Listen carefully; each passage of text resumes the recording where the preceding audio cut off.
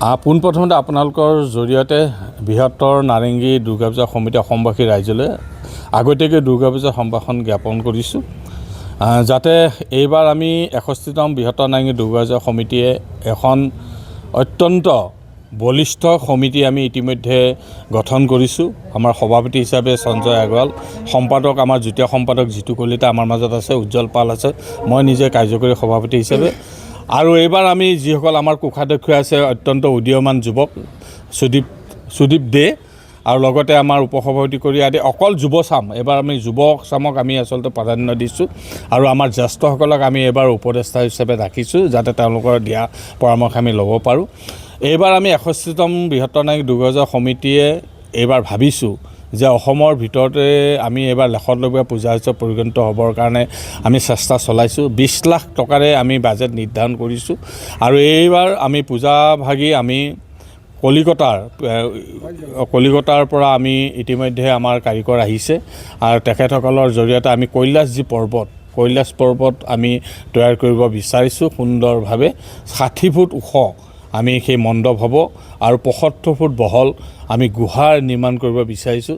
এই গুহাৰ জৰিয়তে গুহাৰ প্ৰৱেশ কৰি আমাৰ ভক্তপ্ৰাণ ৰাইজে গুহাৰ ভিতৰত আমাৰ প্ৰতিমা দৰ্শন কৰিব পাৰিব। এই প্ৰতিমা আমি এবাৰ মাটিৰে অকল আমাৰ ইয়াত কোনো ধৰণৰ আমাৰ থাৰ্মোকল ব্যৱহাৰ নহয়, অকল মাটিৰেই সকলোখিনি মাটিৰ দ্বাৰা আমাৰ নিৰ্মিত হ'ব আমাৰ মা দুৰ্গাক আমাৰ প্ৰতিমাসমূহ আৰু সেই প্ৰতিমাসমূহ গুহাৰ ভিতৰত থাকিব। গুহাৰ জৰিয়তে তেখেতসকলে দৰ্শনাৰ্থীয়ে পূজা উপভোগ কৰিব পাৰিব। আৰু এবাৰ ভাবিছোঁ যে এই যি কৈলাশ পৰ্বত আমি নিৰ্মাণ কৰিব গৈছোঁ, এই কৈলাশ পৰ্বতৰ আমি শীৰ্ষত আমি ৰাখিম যে আমাৰ শিৱ, আমি থিয় কৰি শিৱ আমি প্ৰভুক আমি তাত উপস্থাপন কৰিম। শিৱৰ জটাৰে আমি গংগাক প্ৰবাহিত কৰিম। লগতে আমাৰ শিৱলিংগ এতিয়া আমি মণ্ডপৰ সন্মুখত আমি উচ্চ আকাৰৰ শিৱলিংগ এতিয়া আমি নিৰ্মাণ কৰিম আৰু আলোকসজ্জাৰে আমি এইবাৰ লাইট শ্ব' আমি কৰিম। সুন্দৰভাৱে লাইট শ্ব' আমাৰ কৰিম, লেজাৰ শ্ব' আমি কৰিম সুন্দৰভাৱে। অসমৰ আমাৰ বিহল ভক্তপ্ৰাণ ৰাইজে আহি লেজাৰ শ্ব' চাব পাৰিব, লাইট শ্ব' চাব পাৰিব। এনেধৰণে আমি এটা অত্যন্ত পৰিকল্পনা লৈছোঁ আৰু আজি লাই খুঁটা ইতিমধ্যে আমি সংস্থাপন কৰিছোঁ। কাৰণ কিয় এই কৈলাশ পৰ্বত আমাৰ বনাবৰ বাবে আমাৰ সময়ৰ প্ৰয়োজন হ'ব, কমেও 1.5 মাহ সময় লাগিব। সেইকাৰণে আজি আমি লাই খুঁটা স্থাপন কৰিছোঁ।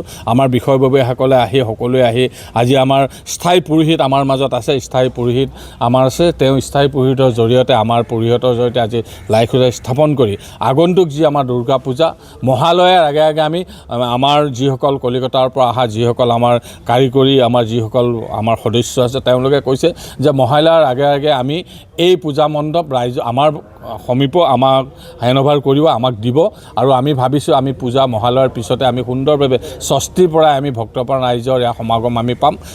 গুৱাহাটীৰ ভিতৰত এই পূব প্ৰান্তত থকা বৃহত্তৰ নাৰেঙ্গী দুৰ্গা পূজা সমিতি লেখতলগীয়া পূজা হিচাপে পৰিগণিত হৈছিল। যোৱাবাৰ জুবিন গাৰ্গদেৱ আমাৰ মাজৰ পৰা হেৰাই যোৱাত কিছু আমি অনুষ্ঠিতভাৱে পাতিছিলোঁ যদিও এইবাৰ আমি উলহ মালহেৰে যি আমাৰ বৃহৎ আকাৰৰ 20 লাখ টকাৰ যি বাজেট, এই বৃহৎ আকাৰৰ বাজেটেৰে আমি এইবাৰ যি আমাৰ মনৰ আশা কৈলাশ পৰ্বতৰ আৰ্হিত যি কৰিব বিচাৰিছোঁ, আমি ভাবিছোঁ এই যি আমাৰ কৈলাশ পৰ্বত যাতে আমি সম্পূৰ্ণ কৰিব নোৱাৰিলেও 90% আমি সম্পূৰ্ণভাৱে তৈয়াৰ কৰি গুহা সদৃশ তৈয়াৰ কৰি আমি যাতে ভক্তপ্ৰাণ ৰাইজক উৎসৰ্গিত কৰিব পাৰোঁ আৰু সুন্দৰভাৱে আমাৰ লাইটৰ ব্যৱস্থা থাকিব, আমাৰ গোলচক্ৰ নাৰেঙ্গী গোলচক্ৰত আমাৰ সুন্দৰভাৱে আলোকসজ্জা থাকিব।